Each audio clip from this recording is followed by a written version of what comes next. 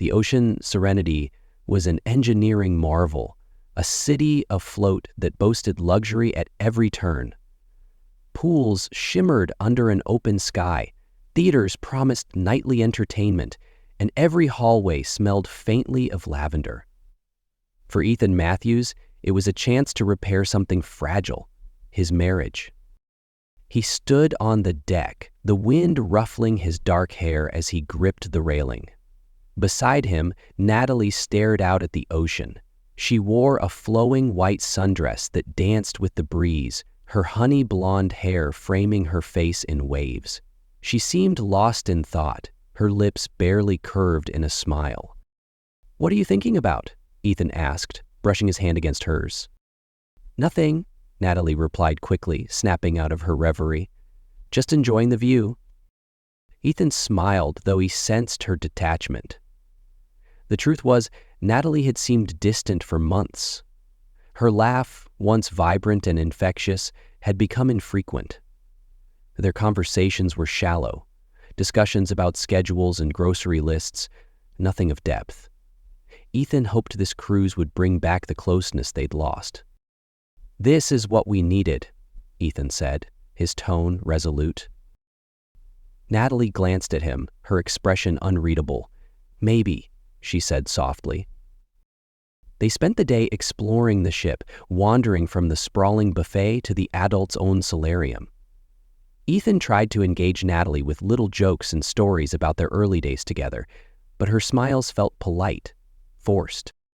That evening, over dinner in the ship's upscale steakhouse, Ethan noticed Natalie's phone buzzing on the table. She glanced at the screen and quickly flipped it over, her cheeks faintly flushed. "Work stuff?" Ethan asked, trying to sound casual. "Just a notification," she replied, too quickly. Ethan let it slide, though unease coiled in his chest. They were supposed to be unplugged from the world, yet Natalie seemed tethered to her phone. As the night wore on, Ethan couldn't shake the feeling that Natalie was distracted by something or someone. The next day, Ethan woke to find Natalie already gone. The empty side of the bed was cool, and her suitcase lay open by the closet, clothing rumpled from her hurried packing. Ethan checked his phone. It was barely 8 a.m. She must have slipped out early, but why? He found her at breakfast, seated at a small table on the sunlit terrace. She was laughing, her eyes alight with amusement as she spoke to a man Ethan didn't recognize. The stranger was tall and broad-shouldered, his sun-kissed skin a sharp contrast to the crisp white shirt he wore. Ethan's stomach clenched as he watched Natalie's hand graze the man's arm in a gesture far too intimate for comfort. For a moment, Ethan froze. Then, summoning his courage, he approached the table. "Morning," he said, his voice tight. Natalie's smile faltered. "Oh, Ethan, this is Jake. We met at the poker table last night." Jake stood, extending a hand. "Nice to meet you, man. Natalie was just telling me how excited she is about the snorkeling excursion." Ethan shook Jake's hand, his grip firm. "Snorkeling? I didn't know you signed up for that." Natalie sipped her mimosa. "I thought it'd be fun. You don't mind, do you?" Ethan forced a smile. "Of course not." But as Jake excused himself, leaving the couple alone, Ethan couldn't ignore the tension buzzing in his chest. Natalie had always been outgoing, but this felt different. Jake's effortless charm and Natalie's relaxed demeanor left Ethan unsettled. By the third day of the cruise, Ethan's suspicions had only grown. Natalie spent hours exploring the ship alone, claiming she wanted me time. When they were together, she was either on her phone or lost in thought. Ethan told himself he was overreacting, but the knot in his stomach refused to loosen. That evening, Ethan sat at the bar nursing a whiskey when a woman slid onto the stool beside him. She was striking, with jet black hair and sharp green eyes. "You're Natalie's husband, right?" she asked, her tone casual. Ethan blinked, caught off guard. Yeah, do we know each other?" The woman smirked, Now, but I've seen her. And I've seen her with Jake. Ethan's grip tightened on his glass. What's that supposed to mean? She leaned closer, her voice lowering to a whisper. It means you should watch your wife. Jake's known for getting cozy with married women on these cruises. Ethan's jaw clenched. You're mistaken. Maybe, the woman said with a shrug. But if I were you, I'd keep an eye on her. Just a friendly heads up. Ethan's mind raced as the woman disappeared into the crowd. Was she telling the truth, or was she stirring trouble for no reason? Either way, Ethan couldn't shake the unease gnawing at him. The next morning, Ethan woke early, determined to find answers. He decided to follow Natalie discreetly, hoping to catch a glimpse of what she was up to during her solo escapades. At mid-morning, he saw her heading toward the aft lounge, her phone clutched tightly in her hand. She entered the lounge and sat at a secluded corner table. Moments later, Jake arrived, sliding into the seat across from her. Ethan's pulse quickened as he watched their interaction from a distance. Natalie was smiling, leaning in as Jake spoke animatedly. Her hand brushed his at one point, and Ethan felt a stab of jealousy. When they stood to leave, Ethan trailed them through the corridors of the ship. They stopped at the entrance to the spa, where Jake leaned in close, whispering something that made Natalie laugh. Ethan clenched his fists, torn between confronting them and gathering more proof. He needed to know the full truth before making a move. That evening, Ethan waited for Natalie in their stateroom. When she finally returned, her cheeks were flushed, her hair slightly disheveled. Busy day? Ethan asked, his voice steady but his gaze piercing. Natalie hesitated. I went to the spa, got a massage. It was relaxing. Ethan's lips tightened. Alone? Natalie's eyes flickered, but she nodded. Of course. Ethan wanted to believe her, but the image of her laughing with Jake lingered in his mind. Later that night, as Natalie slept, Ethan retrieved her phone from the nightstand. His hands trembled as he navigated to her messages. There it was, a thread with Jake. Messages filled with inside jokes, plans for secret meetups, and one that shattered Ethan completely. Tonight was amazing. Can't wait for the next time. Ethan put the phone down, his chest heaving. The betrayal was undeniable. But what he didn't know was how far Natalie's deceit truly went, or the dangerous consequences waiting on the horizon. Ethan sat on the edge of the bed, the glow of Natalie's phone still illuminating his hands. The messages between her and Jake replayed in his mind like a cruel taunt. Tonight was amazing. Can't wait for the next time. His heart pounded as he read further, each message unraveling the trust that had tethered their marriage. Meet me by the aft lounge tomorrow night. I'll bring the champagne. I wish I could spend every night with you. Don't worry about him. He won't suspect a thing. The phone slipped from Ethan's grasp, landing softly on the plush carpet. He stared at Natalie's sleeping form. She looked so peaceful, her lips slightly parted and her hair fanned out on the pillow. It was almost impossible to reconcile this serene image with the woman who had sent those messages. For a fleeting moment, he thought of waking her, demanding answers, but his anger was tempered by something more dangerous: uncertainty. If Natalie could hide this, what else was she capable of? Confronting her now wouldn't bring clarity. He needed to know everything.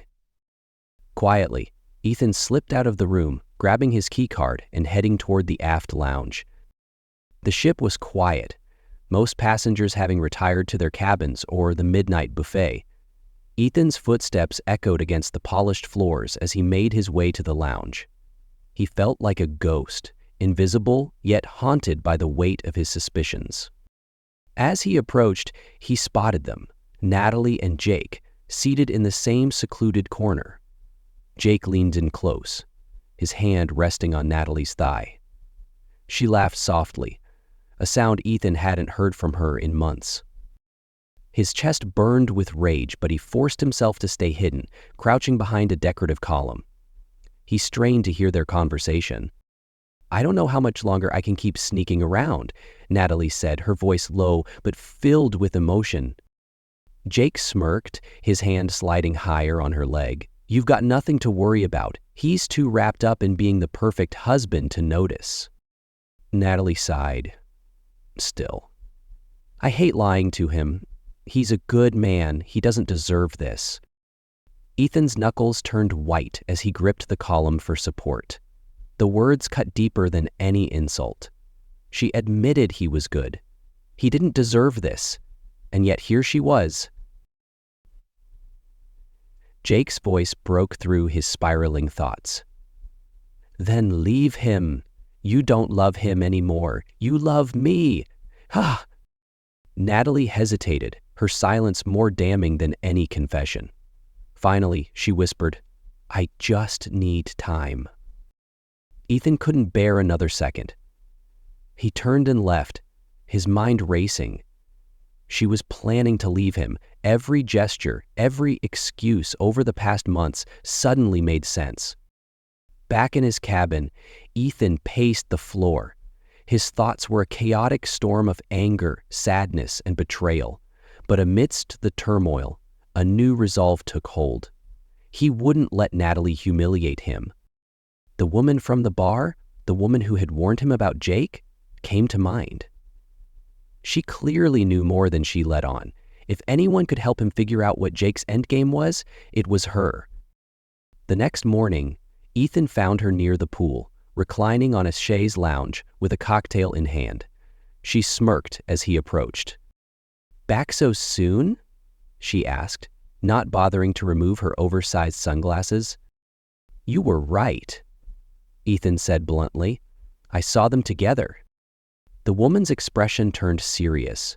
"I told you, Jake's a predator. He does this all the time. Targets married women, makes them feel special, then moves on to the next victim." Ethan frowned. "Why? What's in it for him?" The woman leaned forward, lowering her voice. "Money. He convinces these women to start over, but not before they drain their savings or cash out their assets. By the time they realize what he's done, he's already gone." Ethan's blood ran cold. Could Natalie really be that blind? "What's your name?" he asked. "Veronica," she replied. "And if you want my advice, keep a close eye on your wife. She's not the first, and she won't be the last." Ethan spent the rest of the day watching Natalie like a hawk. She moved through the ship with an unsettling ease, her demeanor as cheerful as ever. If she suspected he knew, she didn't show it. That evening, Ethan followed her again. She told him she was heading to the spa, but instead she went to Jake's cabin. Ethan waited in the hallway, his heart pounding as he imagined what was happening behind the closed door. He debated barging in, but he stopped himself. If Jake was manipulating Natalie, storming in without proof might push her further away. He needed leverage, something undeniable. When Natalie finally emerged an hour later, her cheeks were flushed, and she adjusted her dress as she walked. Ethan's chest tightened. Whatever they were doing, it wasn't innocent. That night, Ethan formulated a plan. With Veronica's help, he would gather concrete evidence of Natalie's affair and Jake's scheme. Veronica managed to get access to the ship's security feed, claiming a favor owed to her by a member of the crew. Together, she and Ethan reviewed hours of footage, tracking Natalie and Jake's meetings. The timeline was damning. Private dinners, late-night rendezvous, and even Natalie slipping him an envelope in the casino. "What's in the envelope?" Ethan asked, his stomach twisting. "Probably cash," Veronica said grimly, "or worse." Armed with this evidence, Ethan decided it was time to confront Natalie. But he wouldn't do it alone. He wanted Jake there too, trapped in the web of their lies. The stage was set. Ethan invited Natalie to meet him on the upper deck, claiming he wanted to talk about their future. He waited in the shadows as she arrived, her phone clutched in her hand. Minutes later, Jake appeared, looking smug. "Where is he?" Jake asked, glancing around. I don't know," Natalie said, frowning. Ethan stepped out of the shadows, his voice cold. "Right here." Natalie froze, her face draining of color. Jake's confidence faltered for a split second before he smirked. "What's this? A family meeting?" Ethan ignored him, his eyes fixed on Natalie. "How long has this been going on?" "Ethan, Don't lie to me," he snapped, his voice rising. "I've seen the messages. I've seen the footage. And I know what you've been giving him." Natalie's lips trembled, but Jake stepped forward. "Look, man, maybe we should take this somewhere private." Ethan turned on him, his fury boiling over. "You don't get to tell me anything. You've been using her, just like every other woman on this ship." Natalie's eyes widened. What is he talking about? Jake's smile faltered. "Oh, don't listen to him, Nat. He's just trying to turn you against me." But doubt had already begun to creep into Natalie's expression. Jake's charm began to falter as Ethan pressed forward, his voice cutting through the tense night air. "Tell her, Jake. Tell her what you really want." Natalie's gaze darted between the two men. What is he talking about? Jake? Jake hesitated, and for the first time, Natalie seemed to see the cracks in his confident demeanor. "He's lying, Nat. He doesn't understand us." Ethan stepped closer, his jaw tight. "You're right, Jake. I don't understand how you've done this to so many women. Veronica warned me about you, how you cozy up to women on these cruises, promising them love, only to drain them dry." Natalie took a step back, her face pale. "That's not true, is it?" Jake laughed nervously, his bravado returning in flashes. "Come on, Nat. Are you going to believe this guy? He's just angry you don't want him anymore." Ethan pulled out his phone, scrolling to the footage Veronica had helped him obtain. He held it up for Natalie to see. The screen showed Jake in the casino, slipping another woman into a private corner. Another clip revealed him accepting an envelope from a different passenger days before Natalie. Her hand flew to her mouth. "Oh my God!" Jake lunged forward, trying to grab Ethan's phone, but Ethan was quicker. "Don't even think about it," Ethan snarled, his voice low and dangerous. "It's over, Jake. She knows who you are now." Natalie's breathing quickened, her shoulders shaking as tears streamed down her face. Was any of it real? "Did you even care about me?" Jake's mask of charm slipped completely. "Don't make this dramatic, Nat. You were fun, okay? But you knew what this was." Natalie turned on Jake, her voice trembling with rage. "You bastard! I believed you. I was ready to leave my husband for you." Jake smirked. "That's your problem, sweetheart. You're too easy to fool." Ethan's fists clenched, but he restrained himself. Natalie's sobs were punishment enough. She turned to Ethan, her expression filled with guilt. "Ethan, Don't," Ethan said sharply, his voice cold. "You don't get to apologize right now, not after this." Jake laughed bitterly. "Oh, look at the hero husband, acting like you didn't see this coming. Maybe if you'd been half the man she needed, she wouldn't have been so easy to steal." The words struck a nerve, and Ethan stepped forward, his anger boiling over. But before he could act, ship security arrived, alerted by Veronica. The officers separated the men, dragging Jake away, despite his protests. "You can't prove anything!" Jake yelled as they led him off. The aftermath of the confrontation left Ethan and Natalie in silence. They returned to their cabin, the tension between them suffocating. Natalie sat on the edge of the bed, her head in her hands. "I'm so sorry, Ethan. I don't even know how I let it get this far." Ethan leaned against the wall, arms crossed. "You let it get this far because you didn't care enough to stop it. You wanted something else, someone else."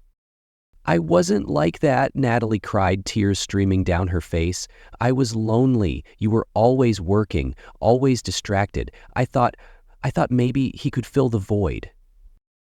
Ethan's laugh was hollow. "So instead of talking to me, you turned to the first charming stranger who gave you attention?" Natalie flinched at his words, but she didn't deny them. "I made a mistake, Ethan, a terrible mistake. But I love you. I never stopped loving you." "Love?" Ethan shook his head. "You call this love? Sneaking around, lying to my face, planning to leave me?" Natalie sobbed harder, but Ethan felt nothing but numbness. The next day, Ethan avoided Natalie as much as possible, choosing instead to spend time with Veronica. The dark-haired woman had a sharp wit and a no-nonsense attitude that Ethan found oddly comforting. She's trying to apologize, Veronica said as they sat in the lounge. "I saw her looking for you this morning." Ethan sipped his drink. "She can apologize all she wants. It doesn't change what she did." Veronica leaned back, studying him. "So what's your plan? Forgive her? Divorce her?" Ethan exhaled heavily. "I don't know. I thought I knew her, but now I don't know if I can trust her again." Veronica nodded. "Trust is hard to rebuild, but it's not impossible. The question is, do you think she's worth the effort?" Ethan didn't answer. The truth was, he wasn't sure. As the cruise neared its final days, Ethan began noticing something strange. Natalie wasn't just apologizing. She was investigating.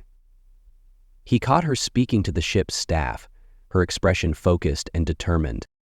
"What are you doing?" Ethan finally asked. Natalie hesitated before answering. "I want to help you. Jake wasn't just preying on me. He's been running cons on multiple women. If we work together, we can make sure he pays." Ethan raised an eyebrow. "You think teaming up to take him down will fix this?" "No," Natalie admitted, "but it's a start.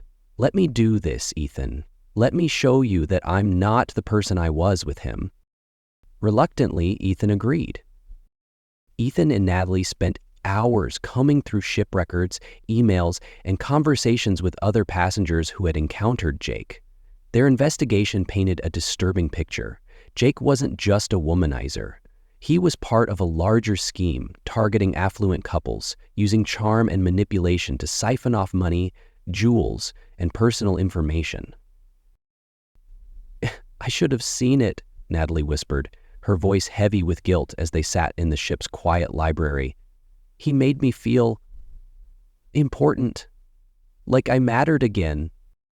Ethan clenched his jaw, staring at the stack of printed documents Veronica had slipped to them. "You didn't matter to him, Natalie. You were just another mark." Natalie winced, but didn't argue. Across the table, Veronica leaned back, twirling a pen in her fingers. "The good news is you two aren't the only ones who want Jake taken down. A couple of the other women I've spoken to are furious. If we play our cards right, we can force him to slip up." Ethan eyed her warily. "You seem awfully invested in this, Veronica. Why?" Veronica's smirk faded, her expression hardening. "Let's just say Jake cost me something I'll never get back. Call this my way of evening the score." Natalie glanced at Ethan, but his focus was on Veronica. Something about her sharp tone sent a chill down his spine, though he couldn't place why. The trio devised a plan. Using Natalie's connection to Jake, they would arrange a final meeting where she would pretend to transfer money from her joint account with Ethan. Veronica, meanwhile, would secretly record the transaction. "If he takes the bait, we'll have all the proof we need to hand him over to the ship's authorities," Veronica explained. Ethan hated the idea of Natalie interacting with Jake again, but it was the only way. That evening, Natalie texted Jake. "I need to see you. I've made my decision." Jake replied almost instantly. "Meet me on deck 9 at midnight. Bring what we talked about." Natalie looked up from her phone, her hands trembling. What if he catches on? What if he... Ethan placed a hand over hers, steadying her. "He won't. And even if he does, we'll be close." At midnight, Natalie approached the secluded lounge on Deck 9, where Jake was waiting. He greeted her with his usual charm, pulling her into a warm embrace that made her skin crawl. "You look nervous," Jake said, his smile almost predatory. Natalie forced a smile. "It's just a lot to take in. Leaving Ethan, it's not easy." Jake cupped her face, his voice dripping with false sincerity. "You're making the right choice. We'll start fresh, just the two of us." Behind a nearby partition, Ethan and Veronica crouched, holding their breaths. Veronica's hidden camera captured every word as Natalie slid a USB drive across the table. "All our savings," Natalie said, her voice shaking. "Everything we've built. It's yours now." Jake's eyes lit up greedily as he pocketed the drive.